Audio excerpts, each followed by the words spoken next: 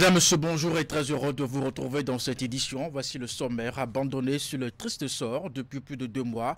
Les chauffeurs de camions bloqués à la frontière Malanville et leurs apprentis traversent des moments difficiles. Ils ont épuisé leurs provisions financières et alimentaires. Et le riche Gabar est allé toucher du doigt leur dure réalité dans les communes de Kandé de Malanville. Et nous fera le point dans un instant. Ensuite, nous irons sur l'axe routier Boy-Kondassa, un véritable calvaire pour les usagers des camions qui se renversent au quotidien, des malfrats qui profitent du ralentissement des usagers pour dépouiller surtout la nuit. Voilà le lot quotidien des usagers de la route Boy-Kondassa.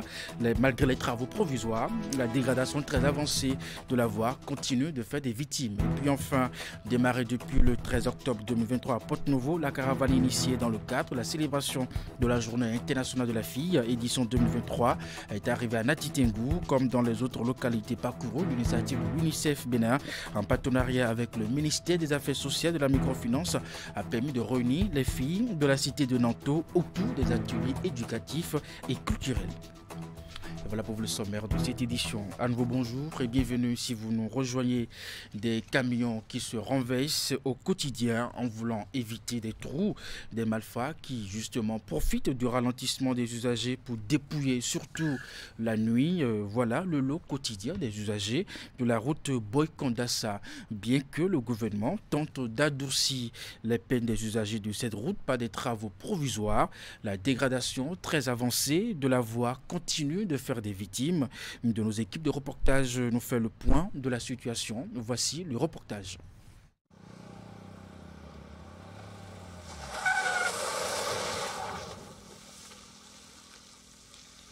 Ceci est le résultat: excès de vitesse plus voie dégradée.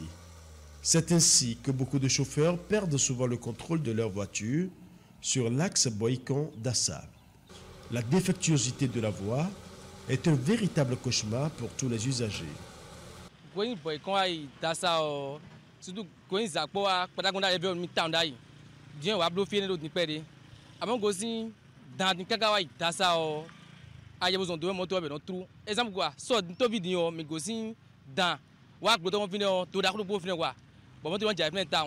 De jour comme de nuit, plusieurs véhicules finissent dans le ravin sur cet axe routier. C'est le cas de ce jeune camionneur qui a perdu le contrôle de son volant en voulant éviter un gros trou. C'était pas bon, c'est pas bon, vraiment c'est pas bon. C'est pas bon. Moi j'ai eu l'essence, moi j'ai transporté du super essence, ça n'a pas pris feu. Bon, il y a mes frères, d'autres même qui ont transporté ça, bon, ils sont tombés derrière, même derrière moi là, il y a une semaine après, il y a un collègue qui est tombé là-bas, mais il est décédé, avec son apprenti. Mais pour moi, voilà, j'ai eu l'essence, je remercie le bon Dieu. Comme j'ai la santé, bon, mais je souhaite aux autorités de bien regarder la voie et puis arranger ça, c'est mieux. La dégradation de cette route oblige souvent les usagers à ralentir pour ne pas endommager leur véhicule. Mais la nuit, des hors-la-loi en profitent pour dépouiller les populations.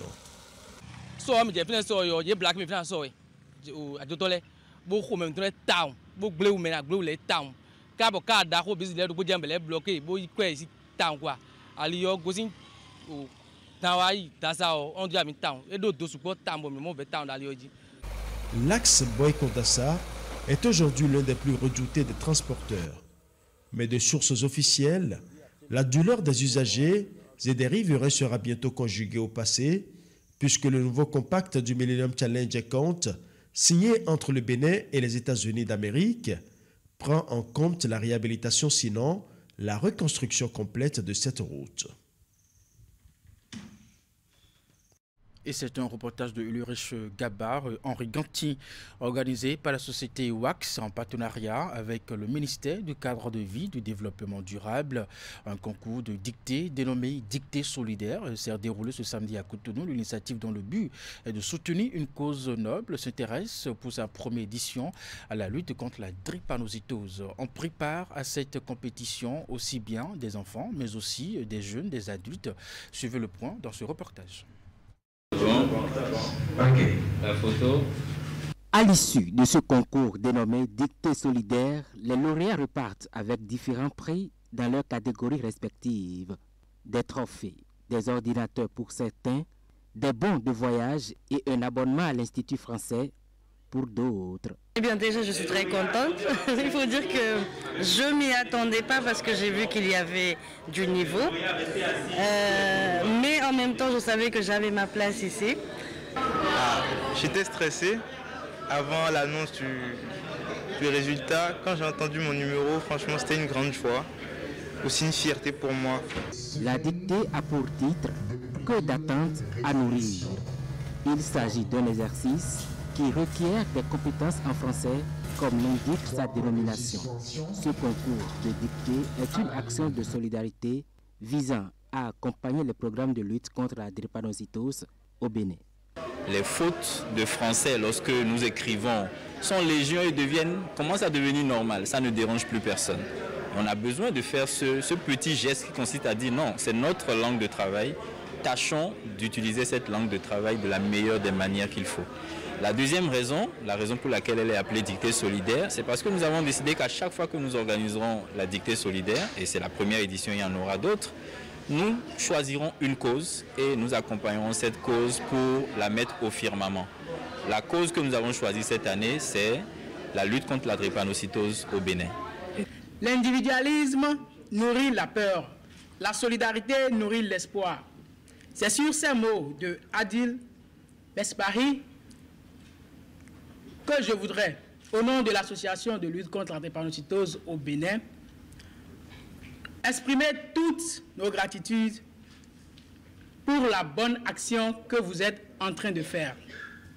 Le ministre de l'enseignement secondaire, technique et de la formation professionnelle s'est fait représenter à cette célébration. Cette initiative est louable et il faudra continuer sur cette lancée, souligne-t-il. Ça fait plaisir de savoir qu'il y a des gens qui ne sont pas du système éducatif, mais qui s'y intéressent, qui innovent, qui amènent nos apprenants à des exercices. À noter que cette activité a été marquée par un panel de discussion sur le thème parents, enfants, écran. Une communication sur la drépanocytose est également faite aux participants.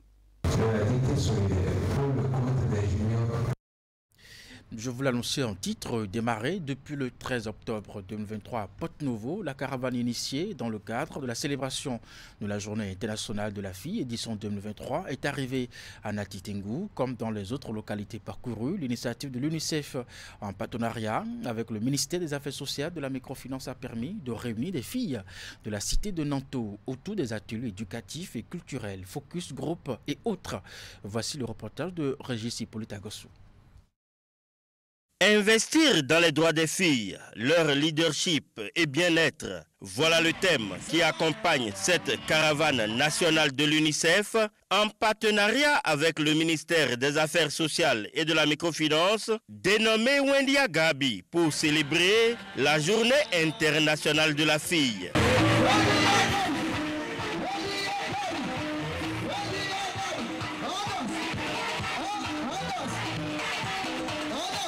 Cette caravane, c'est pour célébrer déjà les filles, célébrer tout ce qu'elles représentent pour le Bénin, s'assurer aussi qu'elles puissent savoir de quoi il s'agit quand on parle de droits des filles et aussi s'assurer qu'elles puissent savoir quels sont les outils qu'il faut si elles ont des soucis, si elles ont des problèmes qui les touchent.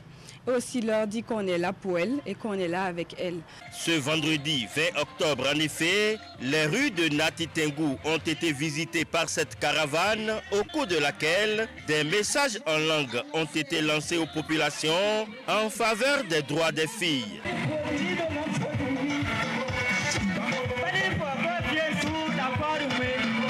Comme Porto-Novo, Boycon, Parakou et Djougou, ce projet a permis de causer avec les filles sur tout ce qui les concerne. Nous avons sélectionné ces filles pour renforcer leurs capacités en termes de leurs droits parce qu'il est important pour elles qu'elles sachent qu'elles ont des droits et qu'il faut qu'on les respecte. Nous avons aussi mis en place des ateliers éducatifs, des ateliers culturels et artistiques pour stimuler leur leadership et leur connaissance. Un plus pour ces filles sélectionnées. Au cours de cette séance, on a eu la plastique qu'on a dessinée. Ils ont parlé concernant la fille, ils ont donné des conseils. Il y a eu des débats entre ces personnes qui sont venues. L'UNICEF et le ministère des Affaires sociales et de la microfinance appellent donc toute la communauté béninoise à respecter les droits des filles partout et en tout. Et pour être plus complet sur cette célébration, il s'est déroulé une cérémonie de clôture, bien entendu marquée par divers tableaux culturels et au cours de laquelle l'UNICEF a donc nommé jeune champion de l'UNICEF, le groupe de musique Star Féminine Band à Natitingou. Ces manifestations de clôture ont lieu à l'ES CPR de Natitingou. Reportage.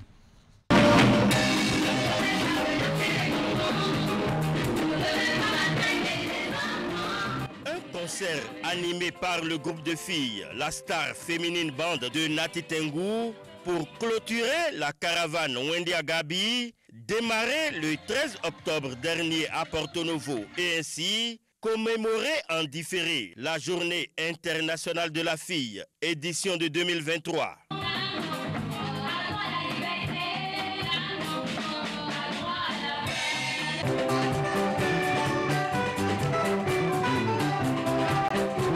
Une initiative de l'UNICEF et du ministère des Affaires sociales et de la microfinance qui vise à reconnaître les droits des filles.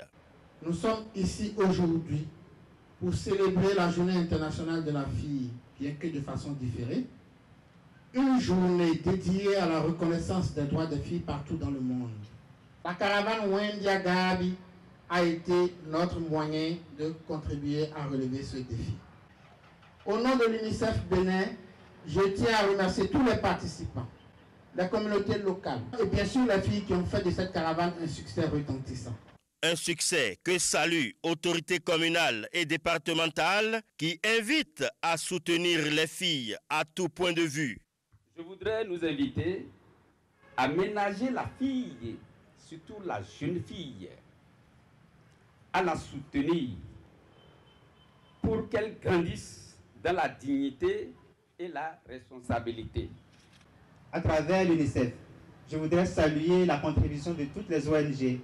Ensemble, intensifions et mutualisons les efforts pour créer un environnement de paix et d'égalité, de justice pour une cohésion sociale durable au Bénin. À l'occasion de cette célébration de la fille, l'UNICEF a nommé le groupe Star Féminine Band de Natitingou jeune championne de l'UNICEF. Chers membres du groupe Star Féminine Band, j'ai l'insigne honneur et l'immense joie de vous annoncer votre nomination au rang de jeune championne de l'UNICEF au nom de la représentante présidente de l'UNICEF au Bénin, Madame Kanambou Maoumbi. Nous disons merci à l'UNICEF pour cette nomination. Cette journée a été une grande joie pour nous. Nous sommes très heureuses d'être les championnes et ambassadrices de l'UNICEF. Donc nous allons nous donner jusqu'à fond pour que tout se passe bien et pour bien gérer notre devoir. Notons que cette nomination est valable pour une durée d'1 an renouvelable et les différents documents à cet effet ont été signés à cette cérémonie. L'Office béninois du sport scolaire et universitaire a organisé la 4e édition du Cross de la rentrée. Pour cette 4e édition, justement, c'est la ville de Djougou qui a accueilli des élèves venus démontrer leur talent athlétique. Au thème de cette compétition sportive, les meilleurs athlètes ont pu repartir avec des prix. Alassane Arounan, Abdou Sabirissou. Voilà, c'est parti. Le top du cross de la rentrée scolaire vient ainsi d'être donné à Djougou. Ne poussez pas. Pour cette 4e édition, ce sont les athlètes de la catégorie U15 qui ouvrent le bal de la compétition, qui mobilisent les élèves des lycées et collèges des différents départements du Bénin. 5 km. C'est la distance retenue pour ces athlètes. Sadi Hassimou du côté des garçons et Zenabou Idrissou du côté des filles ont surclassé les autres coureurs en franchissant en premier la ligne d'arrivée. Ça c'est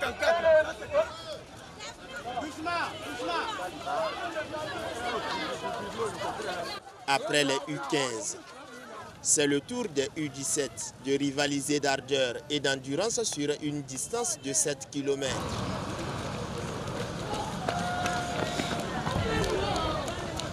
Ici, c'est Bernard Koumeha qui a défié les autres concurrents. Catherine Mpo, du côté des filles, a confirmé ses talents athlétiques. Cette compétition initiée pour détecter les jeunes talents est du ministère des Sports à travers l'Office béninois du sport scolaire et universitaire. J'aimerais, au nom du directeur général de l'Office béninois du sport scolaire et universitaire et au nom du ministre des Sports, M. Benoît Dato, prendre un engagement solennel ici. Que nous ambitionnons, dès l'année prochaine, faire ce qu'on appelle une phase départementale du cross de la rentrée qui va déboucher sur une phase nationale et les meilleurs sur le plan national pourront assister à une compétition internationale que la Fédération internationale du sport scolaire organise chaque année. C'est le cross-country international. Et l'année prochaine, Inch'Allah, ce sera donc la première participation d'une délégation béninoise. C'est un pari gagné pour les organisateurs qui ont pu, à travers cette démarche, favoriser le brassage entre les participants. Pour ma part, cette compétition s'est bien déroulée. Et c'est pour cela que j'aimerais féliciter tous les acteurs qui sont intervenus dans l'organisation de cet événement. Nous avons vu des champions, des futurs champions. Et nous sommes heureux. Je voudrais donc, monsieur le directeur général adjoint, vous remercier et dire que nous avons accueilli de façon modeste. Je sais que vous serez accepté cela, mais nous promettons de faire mieux la prochaine fois. Et peut-être que la prochaine fois que vous viendrez à Djougou, les cavaliers vous accueilleront à l'entrée. Vous allez transmettre au DGA que le département de la Donga, toute la population le remercie pour avoir choisi le département de la Donga et que nous attendons également d'autres événements de cette ampleur. Merci beaucoup. La compétition de U17. Les meilleurs athlètes de chaque catégorie ont reçu des prix composés d'enveloppes financières, de médailles et de trophées. Ces prix visent à saluer et encourager les élèves à plus de détermination.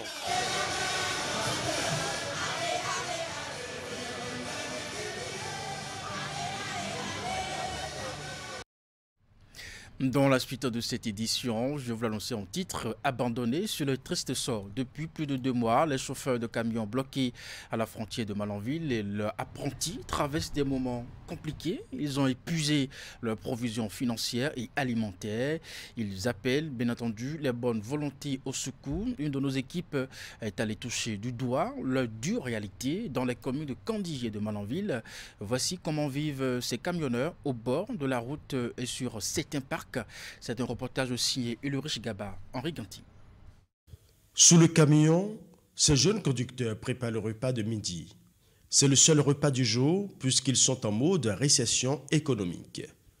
Bloqués à la frontière de Malanville depuis un peu plus de 2 mois, ils peinent à joindre les deux bouts. Pour pouvoir trouver à manger, c'est difficile.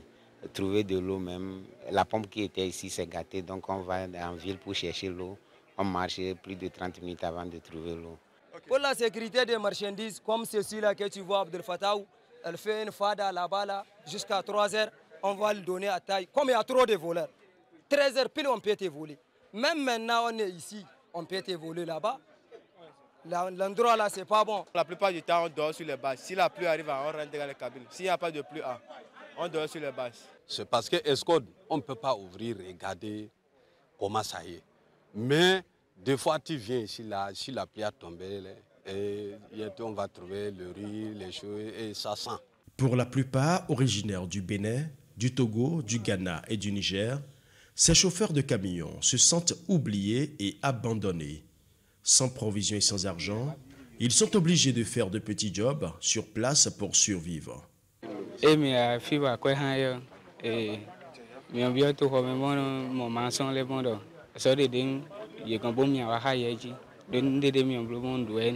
Des fois, on prend crédit chez les boutiquiers, des fois on débourre, Des fois même, on va rester avec faim, comme on n'a pas de solution. Il y a d'autres même, ils vont te réveiller 3 h du matin. Mon frère, il faut me donner gari un peu. La plupart des apprentis que moi je connais actuellement, nous on sort au bord des routes, là où les voies sont crevées, là on essaie de remplir et les chauffeurs qui passent, certains chauffeurs qui passent là, on les salue, certains nous donnent quelque chose, d'autres ne nous donnent rien. On a très faim, rien ne va pas, même les patrons si tu les appelles pour dire l'argent, ils disent que si ça ne va pas, Allah aussi ne se rappelle même pas d'eux encore. Et c'est justement ce cri de détresse qui a poussé certains transporteurs à effectuer une descente sur le terrain pour constater les conditions pénibles dans lesquelles vivent ces chauffeurs et leurs apprentis. Les transporteurs leur ont apporté un peu de vivres pour les soutenir. On les remercie beaucoup.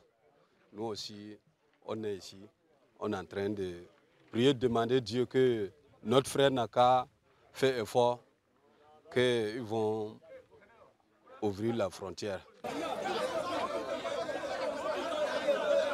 De Kandji à Malanville, la distribution symbolique des vivres a été d'un grand réconfort pour les chauffeurs de camions et surtout pour leurs apprentis.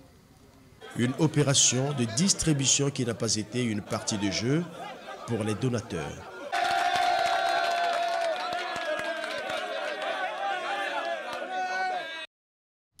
Et bien voilà un peu la réalité à Malanville et puis à Kandji. De retour à Cotonou, Ulrich Gaba, vous êtes avec nous sur ce plateau. Bonjour et merci d'être là. Bonjour Eric. Alors est-ce que pour les autorités communales, bien entendu des deux villes, à savoir Kandji et Malanville, est-ce qu'on crée aussi des questions de sécurité ? Évidemment, il faut craindre pour la sécurité d'une certaine manière, puisque nous avons échangé avec les populations, surtout de Malanville, et en fait, il nous est revenu que ces jeunes qui sont là, en réalité, se retrouvent sans argent. Et étant sans argent, ils sont obligés d'aller faire de petits jobs. Et de plus en plus, ces petits jobs sont rares. Et étant donné que ces petits jobs deviennent de plus en plus rares, vous n'êtes pas sans savoir qu'ils peuvent avoir des idées pas trop saines. Et il y a aussi de ces petites vendeuses qui circulent. Vous voyez, vous avez vu sur les images tout à l'heure, c'est un camp d'hommes. C'est un camp d'hommes. Et je dirais plutôt, je dirais un camp de mâles.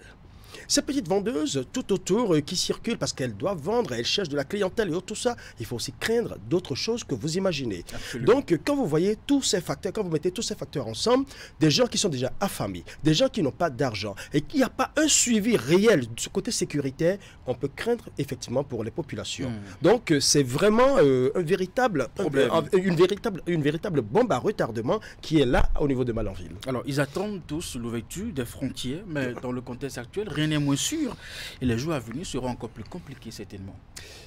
Bon, pour l'instant, assez malin celui qui pourra dire, parce que c'est vrai que l'ouverture des frontières n'est pas encore envisageable tout de suite, étant donné que ce n'est pas la décision du Bénin en réalité, puisque c'est une décision de la CEDEAO. Le Bénin n'a fait qu'assumer, n'a fait qu'appliquer des accords librement consentis avec la CEDEAO. C'est la CEDEAO qui a demandé, qui a exigé que les frontières soient fermées, et le gouvernement du Bénin a respecté ces clauses faisant partie de la CEDEAO. Donc maintenant, d'ailleurs, le président Rabi Ogaba des transporteurs, le président du Central INAB a bien précisé que la seule chose que nous puissions faire aujourd'hui, c'est de plaider auprès de notre chef d'État, du président Patrice Talon, pour que le président Talon aille négocier auprès de la CEDEAO pour que ces frontières soient ouvertes. Parce qu'il faut dire la vérité, effectivement, on sent la misère au niveau de Kandji et de Malanville. Surtout à partir de Guinée, c'est assez chaud. Et quand vous allez à Malanville, autrefois quand j'allais à Malanville, je constatais qu'il y a assez de mouvement. Il y a une bonne, il y a assez de, on arrive à voir tout le monde bouger. Mais aujourd'hui, dès que vous entrez dans la ville centrale, vous pouvez déjà apercevoir de très loin le poste juxtaposé. Ce qui veut dire que c'est tellement terne, c'est tellement vide. Et vous allez jusqu'au poste juxtaposé, vous constatez que rien n'est vide. Nous avons échangé avec les tenanciers de bar, ceux qui font les petits jobs et consorts. Vous aurez ces éléments dans nos prochaines éditions. Ils sont tellement abandonnés, ils se sentent abandonnés. Absolument. Nous avons essayé d'échanger avec le maire qui n'était pas à Parakou, mais en fait, avec le temps, nous allons voir si nous pouvons l'avoir par téléphone. Absolument. Pour qu'il nous raconte un peu ce qu'il vit effectivement là-bas. Vous l'avez évoqué tout à l'heure, vous êtes rencontré avec d'autres reportages. Effectivement. Alors, déjà dès demain dans le 13h, avec la situation de la fermeture des frontières, la seule voie d'accès aujourd'hui, c'est le fluvial. On aura ces images aussi. Oui, nous aurons ces images-là, nous aurons la traversée fluviale, parce que c'est vrai, vous n'êtes pas sans savoir que traverser l'eau, ce n'est pas toujours sécurisant, surtout quand on ne prend pas les dispositions qu'il faut. Heureusement que du côté du Bénin, parce que on a fermé la voie, vous allez voir l'image du pont qui est carrément vide, parce que plus personne ne passe sur le pont actuellement. Il y a même des camions qui ont été bloqués en hauteur sur le pont, vous verrez les images dans le reportage que j'ai monté. Donc aujourd'hui, étant donné qu'ils sont dans l'obligation d'aller là-bas, parce qu'il y a un aspect que nous ne voyons pas de loin. Il y a beaucoup de travailleurs, beaucoup d'habitants de Malanville qui vont travailler à Gaïa, la première ville du Niger. Donc ils vont travailler à Gaïa et ils reviennent dormir à Malanville. Et pareil pour ceux de Gaïa, il y a beaucoup de commerçantes de Gaïa qui viennent au marché de Malanville pour animer ce marché. Donc à ce niveau, il y a un grand brassage entre les deux peuples, les peuples du Niger et du Bénin. Et si vous êtes à Malanville par exemple, et qu'on ne vous dit pas telle personne est nigérienne ou béninoise, vous n'arrivez pas à identifier, parce qu'il y a même des fonds par exemple qui vous parlent de diamant.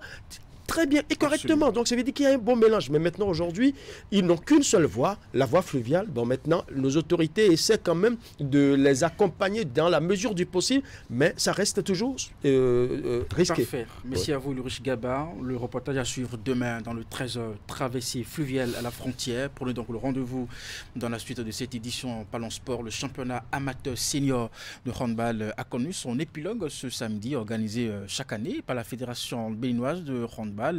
La phase finale de l'édition 2023 s'est déroulée du 16 au 21 octobre au Rodeza des sports et loisirs de Cotonou. Reportage. Elle rentre dans l'histoire du championnat amateur senior de handball du Bénin. Après un parcours sans faute jusqu'en finale, les filles d'Espoir Handball Club de Parakou se sont montrées plus entreprenantes que leurs adversaires finalistes de Flowers Handball Club. C'est à l'issue d'un match assez spectaculaire, plein d'engagement des deux côtés, que les handballeuses venues de Kobourou vont s'imposer 19-14.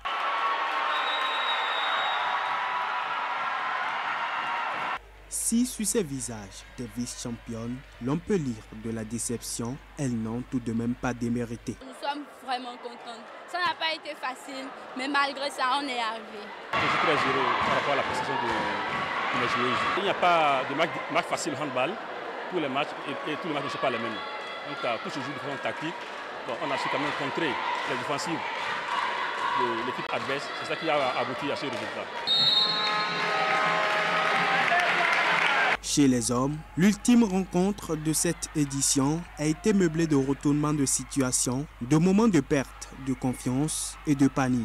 L'équipe de Flowers joue d'entrée les premiers rôles devant l'assaut Volcan, mais s'est fait rattraper au score avant la fin de la première partie, qui s'est soldée par un score de parité de 9 contre 9.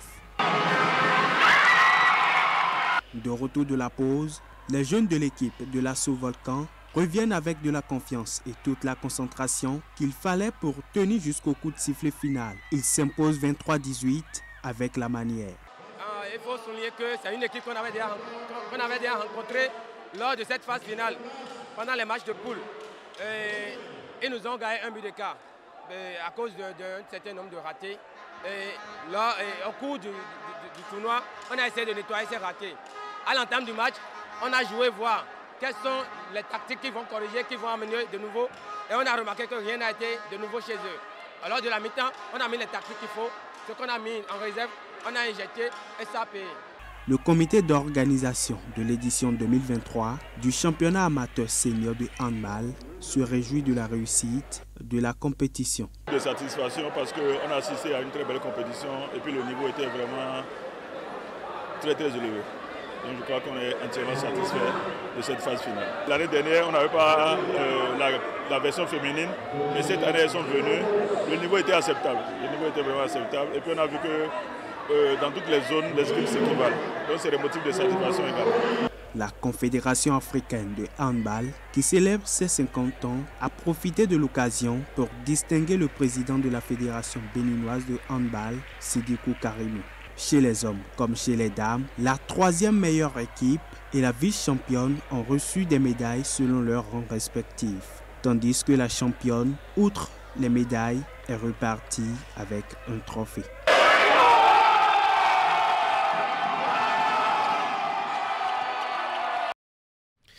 Mesdames, Messieurs, c'est la fin de cette édition. Merci de l'avoir suivi, de votre fidélité au programme de Canal 3 Télévision à 16h, votre bulletin d'information, 19h30, la grande édition de la soirée. Portez-vous bien et à très bientôt.